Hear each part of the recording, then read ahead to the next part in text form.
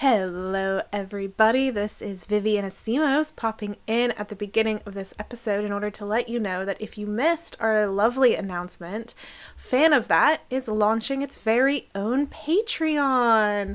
You can hop on over to patreon.com/fanofThatPod for more information. You can also check out our announcement episode where we talked a little bit in more detail about it. But if you are interested in having bonus episodes, which will be released throughout our off season, then you can go sign up on Patreon, where you will also have access to a Discord where you can recommend episode topics, and you can also vote on upcoming episodes for season 3 and any of the seasons moving forward. Hopefully we'll see you there.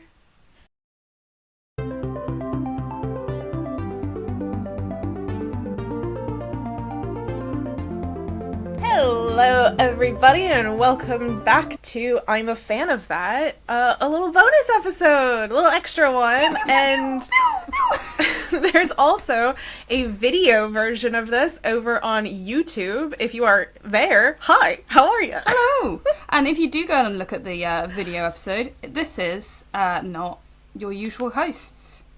I was so confused for a second. It is. It's just we're wearing Halloween costumes. Oh, it's so exciting. I was like, what are you talking about, Ollie? No, I've been possessed by the spirit of Jonathan Sims. I'm actually a man from the UK who writes podcasts now. Oh, wait, no, that's fine. I already am, so it's okay. I am in the gender-appropriate female cat costume.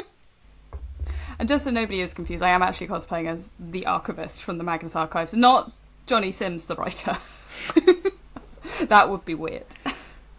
I mostly just got these ears because I can wear them when I'm at my second job on Halloween. I already had this. Nobody's shocked. Nobody's shocked. I used to have a whole steampunk pirate outfit that I was wearing, but I never left the house on Halloween, and it felt like too much effort to put that on all the time just to like sit at home.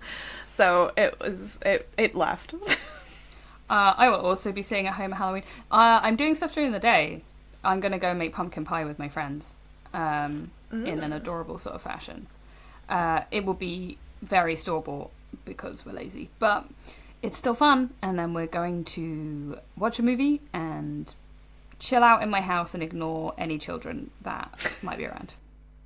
I'm not putting a pumpkin out. No, nothing. Do you have any like typical Halloween traditions that you abide by?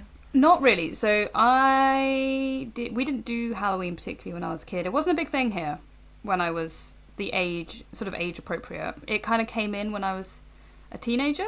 That was when people started doing things, I guess. I mean, I guess in other places around the country, people were probably doing things before then, but for where I lived and where I grew up, people didn't do Halloween in the same way as maybe you had. We didn't do trick-or-treating particularly. Now, massive thing. Everyone goes out trick-or-treating, people have Halloween parties for the kids, all this sort of stuff. It's definitely very kid-focused, and whereas adults who might do Halloween-y stuff, because obviously adults do love doing Halloween-y stuff, it'll be more likely it'll be on the Friday or the weekend if Halloween doesn't fall on this year it's a Thursday. Yeah. I am a little bit thinking that people will probably do things on a Thursday because people will be like, I can be hangover. But a lot of people in the UK, I think it's still very much a thing that's coming in. I would say like older generations, so like I guess my parents and older, maybe even the generation above me, which is Gen X, would probably not be that into it, or they wouldn't have big traditions or anything. I definitely don't. My like first proper time trick-or-treating was when I was like 12 or 13, so I was in senior school by then, so it wasn't a thing I did as a little kid. I dressed as a witch. I also had a Batman costume, but again, nobody's surprised by that. And then I got into cosplay, and then once you're kind of doing that, it's like, well, I just dress up all the time. But Halloween, I imagine your Halloweens were very different to mine as a kid.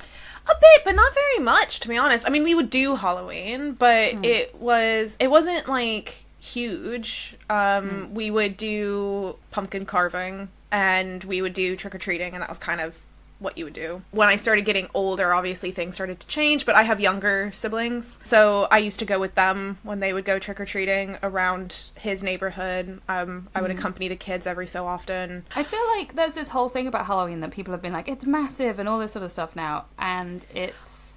I would say that really has only happened in the last 20 to 30 years. I think it's grown, even in America, I would say, because like I said, I mean, it's a thing. It was more of a thing, but it wasn't, you know, this massive thing as it is now. I have a theory about that. Oh, yeah. Which is that I think it's a pushback against the sprawling nature of Christmas. I think so. It's a blocker. So in the UK, as a kid, we have bonfire night, right, in the UK. And I have to say, as much as it is hella problematic in so many ways, and I fully accept that, bonfire night is my favourite holiday of the year. It's also so weird. I love it. I love it. Right? I want to go and I want to watch fireworks and I want there to be a big fire and there to be some weird health and safety stuff. My dad is from a certain place in the UK where bonfire night is massive. So, you know, and, you know, there are bonfire societies all over the UK and things like that. So it's a big thing here, right? I do fully accept that burning a Catholic on a pyre every year is bad, and that fireworks are dangerous for animals and people, and maybe they should only be handled by professionals. Which, again, valid. Completely valid. That being said, it's like one of those things that I have very, very fond memories of as a kid, and as an adult I can see the problems with it. That used to be the buffer for Christmas. Christmas stuff didn't happen until bonfire night happened, right? You had the whole of the 5th of November. For anybody who doesn't know what bonfire night is, it's the thing in V for Vendetta. Easiest way to explain to people, you know that film, yeah. It essentially used to be the buffer before Christmas, and both of my parents' birthdays are in November as well, so we used to have like a week of buffer before Christmas stuff happened.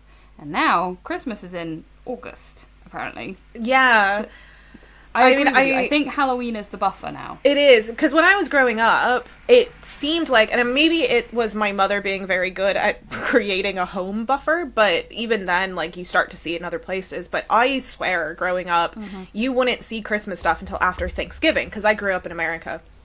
No, so that's, like, end of November. Yeah. Then it started to be, like, closer to beginning of November, and then it started encroaching into October, and I feel like the minute things started coming out for Christmas in October, that was when everyone was like, but Halloween! And so I think there has been this almost, like, defensiveness of, like... Yeah. You know, it's like the battering ram of Christmas trying to come in, and Halloween's trying to keep the door closed. And I mean, I think there's also a certain amount of my favourite topic, capitalism, involved in it as well. That actually, people didn't want to start buying Christmas stuff then, right? People clearly went, I don't want to do this. Yes, there's going to be some people who prepare early, or if they see something in the shops as a present or whatever, they might grab it. But actually, people don't want to be smacked in the face with Christmas in September. But very difficult, particularly in the UK, to market and merchandise bonfire night. You can't sell a guy. Nobody's going to buy that. And again, it's weird. It's an effigy of a Catholic man being burnt on the fire. It's not great, you know, given the UK's entire history. And now fireworks are very, very highly and heavily regulated. People were looking for something else to put in there because people weren't going to buy Christmas stuff early. It was annoying everybody and people were getting irate about it. So you have to find something else to market. And I think Halloween is a really good example of that. It's like, it does the job that everybody wants, which is holding Christmas back. And people can be like, hey, a holiday. Do you want to celebrate a holiday? And it's a fun holiday as well. It is. Like, it's a very, and I mean this in a very good way. It's going to sound like it's a word people use badly, but I mean it in a positive way, which is it's a very selfish holiday. I find that a lot of, particularly around that time of year and in America where you have Thanksgiving and then Christmas, it's very like, everything's about other people. It's about your family and you don't want to be around your family maybe, but that sucks to be you. You got to do it because it's Christmas. Like, it's that mentality. But with Halloween, it's like, that's for you to do what you want to do with the people you want to be with. And it doesn't matter. Like, no one puts pressure on you you have to be with, you know, like, if I didn't go walking around trick-or-treating with my siblings, I don't think anyone would have held it against me. Like, they had someone to do that. It's not like they wouldn't have been able to do it without me. They had a parental figure in their life. We talk about traditions, and a lot of people's tradition for Halloween is to stay inside and watch their favourite scary movie or TV show or something.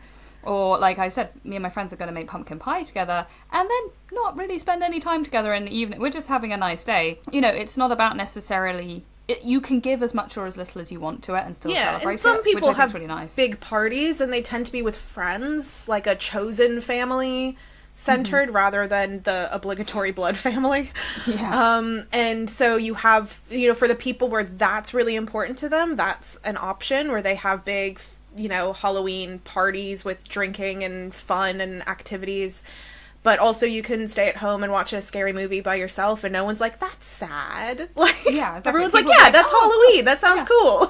As I said, I don't really have any traditions. I don't really do anything because I tend to find that one of the biggest conventions in the UK falls on whatever the weekend of Halloween is going to be. This year it doesn't, but it does fall the weekend before, which means a lot of people will be kind of focusing their energy in there, particularly in my circle. And so a lot of people are tired. In my group of friends, the people I hang out with, they are much more likely to be like, I want to use this as an excuse to chill out, eat yummy food, and just be away from people and watch those movies I like. Like, a lot of people I know will watch Nightmare Before Christmas. Something like that. Something that's kind of spooky, Coraline, that kind of thing. Something that's got an edge to it, but it's kiddie. It's not... They don't necessarily watch big old horror movies. Also, obviously, some people do. Some people are going to be watching the scariest movies they can think of that day. But they're also not necessarily going to be watching Saw, I don't think. I think people are going to be picking ones that are like Friday the 13th or Halloween. Literally the whole franchise, right? Or they're going to be watching those kinds of movies. Scream. I can absolutely see people doing Scream marathons on Halloween. That feels like the right fit for that kind of thing. This is it. All the ones I'm naming are like, nostalgic 80s movies? Or 90s movies that have that nostalgic thing to them in the same way that I would say Nightmare Before Christmas does, or I know a lot of people will be watching Over the Garden Wall. Over the Garden Wall is I don't do it on Halloween. We're actually doing it the weekend that we're recording this. I make a pumpkin spice cheesecake every year, and we eat that and watch Over the Garden Wall. And we try to do that sometime in October, but it's not always on Halloween, because Halloween's for scary movies. Yeah. My Halloween movie tends to be Sleepy Hollow. I think that's just the right balance. We should watch that one, because I don't know if Tom's seen that, so it would be fun to watch that one. I mean, it's definitely one of the ones I would go to. If I had a Halloween tradition, it's watching Sleepy Hollow. It's a great movie. It's really cool looking. It's generally, it's Tim Burton, so of course it has that wonderful aesthetic to it. And it's Tim Burton when he was good, I'm currently intending on watching all of the Guillermo del Toro films. I'm very slowly making my way through it. Last year we did Guillermo del Toro's Cabinet of Curiosities. We watched like 2 or 3, I think, of those on Halloween. So this year, I don't know, I've been wanting to watch The Devil's Backbone, so we'll probably try to find that one. Yeah, and I mean, Halloween is not just the, I guess, Anglo-Christian-centric holiday either, because you also have other holidays that either get sort of co-opted questionably, culturally appropriated into it, like Day of the Dead, which is not Halloween, it's its own thing. And then there's also the original All Hallows Eve, which is again a slightly different celebration of the people who have passed, as well as the Veil and Samhain and this kind of thing. So there's several holidays across the world that fall around, and Diwali falls quite close to it this year as well. I think Diwali falls on Halloween weekend as well. I do wonder, I'd have to do research on this, but I do wonder how much some of the growth of Halloween is also due to the growth of the ability for certain people to openly practice, where in the past they have not been able to. So I know personally, for example, families of pagans who their parents are pagans, their grandparents are pagans, and the fact that they are openly celebrating it is very shocking to their older generation, because they have not been able to do that before. So, and there's still a lot of trouble with it in certain areas, but the fact that people are able to openly talk about what Halloween actually means to them and not be burned at a stake is pretty pretty big.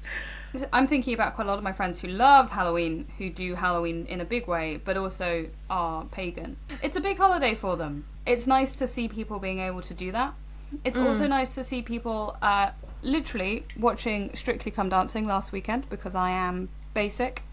And there's a contestant on it who was talking about how she is this weekend doing a Halloween party for her kids and their friends, but it's also going to be a Diwali party.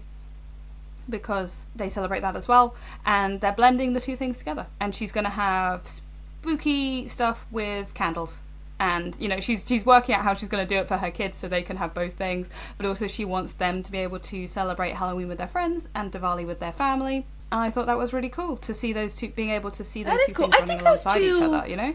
Those two could live together pretty well, I think. I mean, Diwali's a festival of lights. And well, yeah. Spooky pumpkins got lights inside them, so, well, obviously. But also, because like we were saying, Halloween isn't always necessarily the black and grey and drab. It can be colourful and childish, and not that Diwali is, but you know what I mean, like it can incorporate those kinds of feelings that I think Diwali is very similar to, of that joy of it, rather than just the scary dragging down. So where I grew up, we had a large Hindu population in the area, and so at school and stuff we would celebrate Diwali. That was really cool for me as a kid growing up, because A, extra holiday, B, getting to play with coloured sand, and C, learning about what other people were doing. Because you do tend to, particularly as somebody who grows up in a Christian-centric country, but like it's really cool to see those other festivals and stuff. And Diwali to me has a very similar feeling in many ways to that same celebration of the Day of the Dead, of Halloween, all these kind of things. It's a light bringing. And yeah, it's a really interesting thing that, you know, you have these festivals around this time where people talk about Christmas, right, and the winter festivals being about light in the darkness.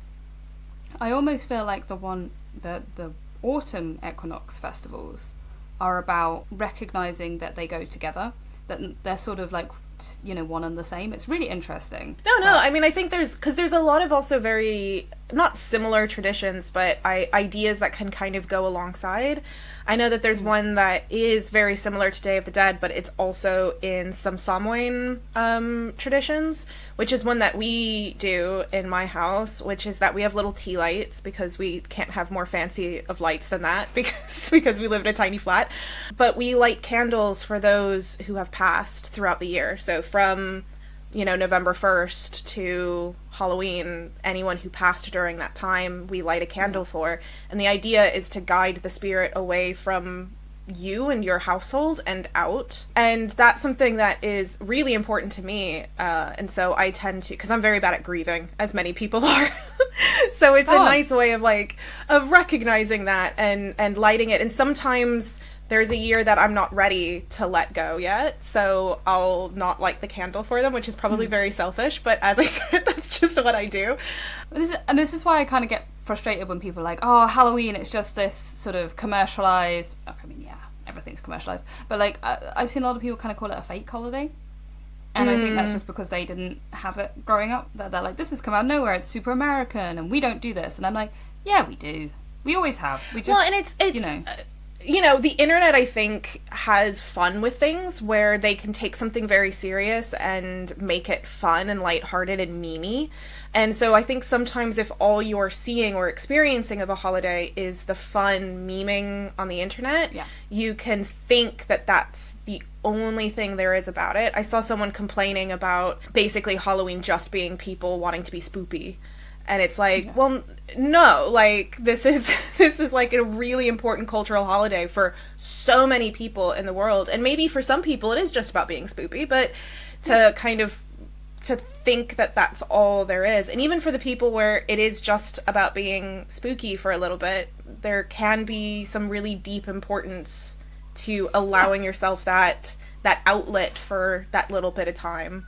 Yeah, no, Halloween feels very much like a holiday of childhood, right? So you can dress up, you can have a party, you can eat sweets, you get to have fun with your friends, you get to be a little bit naughty, you know, there's the trick-or-treat element to it, you're having fun, you're being silly, but not in a dangerous way. I actually think in many ways it can be very wholesome, because it's allowing children, and a lot of children do not have this space anymore. Like, they don't tend to have space outside of the internet or school these days, like, particularly with things like lockdown has changed things, and there's not many spaces for kids to go and just hang out, you know, as much as there were when maybe we were kids or maybe when our parents were kids. I think that's a really good thing, is being like, this is a space that people can enjoy, the children can enjoy, and parents can enjoy with their children in a way that isn't particular. I don't have kids. It may be really stressful to organise Halloween stuff. I don't know. But it doesn't look stressful when you see people going around trick-or-treating. It looks like they're having fun. You know, it looks like they're enjoying spending time with their children. Less, you know. I think there's less cultural stress on it. Yeah. In a way, compared to Christmas, which I think is nice. Like, if your Halloween kind of isn't perfect, it's like, whatever, you know, we'll get them next year. Like, exactly. And the likelihood is your children are going to have a pretty good time, unless, like, you know, something massively dreadful happens. Halloween can be a bit, it doesn't have to be like Christmas where everything is 100% getting the right gifts, all this sort of stuff, or it's going to be rubbish and you've got all the family stress. It is essentially book you and your kids, or, you know, your kids going to their friend's house and all this sort of stuff.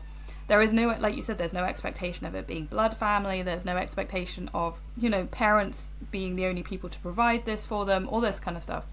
And so I think it's a really nice space for families. I think it's also, when you were talking about the space to be naughty, I think when I was talking about the importance of, for some people, even if it is all just about being spooky, can be really important, is connected to that. So there's an idea by an anthropologist called Victor Turner, who studied ritual and talked about ritual as a purpose of anti-structure. So if you live in a society that is structured, which most of us, to all of us do, in some way it is structured and hierarchical, and these are the things that you have to do and rule structured, that in moments of ritual you break that and you live in a kind of chaotic, fun, naughty space. And it actually helps to reinstill the structure of the everyday because you have that moment of release. So for kids and for adults and for people our age who are so stressed about finances and life and cost of living crisis and all of these things that have been going on since we were kids that have just really exacerbated, having just a release of can be really good. Exactly. And that naughtiness extends to those things of, like, I want to sit in my house on my own, watching a film, eating pumpkin pie, and nobody to tell me off. Scaring yourself with a fun movie is that, or I'm allowing myself to eat pumpkin pie, which society tells me I'm not supposed to eat pie, or eat chocolates on the couch. Like, the judgment of those things is not as present, and you can be naughty in those elements, which is important. Absolutely. And there's so much about, I think, Halloween, and when you look at sort of all the traditions that come around this time of year, that do seem to have that element to them. They do seem to... Okay, I'm not going to claim that I know every religious holiday in the world. That would be mad. But of the ones that I have interacted with, we talked about it, there's a joy to it. There's a fun. There's a thing of, like, we are going to celebrate together. But it's definitely about community, you know, Diwali and stuff like that. It's about celebration. Well, if you are somebody who normally listens to us on YouTube or on our normal podcast feed, and you're like, oh, this was nice returning to the podcast. Hey, we're still putting out episodes, but only for our lovely patrons over on patreon.com/fanofThatPod. We do episodes in the off season for our patrons. So if you are interested in continuing to hear about us, you can go over there and find out more. Yes, and if you want to see our beautiful faces, you can subscribe on YouTube as well, and get to see when we wear nasty little outfits, like today. Doesn't happen very often. And all your support is super appreciated. So if you haven't done a review is great. If you're on Apple, a written review is even better. You can now comment on Spotify, which is cool. Yes. I like that option. And remember to like, subscribe, share. Word of mouth is the way we get heard. And thank you so much for listening to this. I hope we didn't talk complete bollocks the entire time. I have been Holly Swinyard, and I will continue to be that, despite all appearances. And I have been Vivian and Asimos. Bye, guys. Thank you. Bye. Bye. Thanks for listening. Remember to like, review, and subscribe wherever you listen to this podcast, and do give it a share. Tell your friends, family, and fellow fans and get the word out. You can follow us on social media, links in the show notes, as are some links to further reading. Who doesn't like a reading list? We are nerds after all.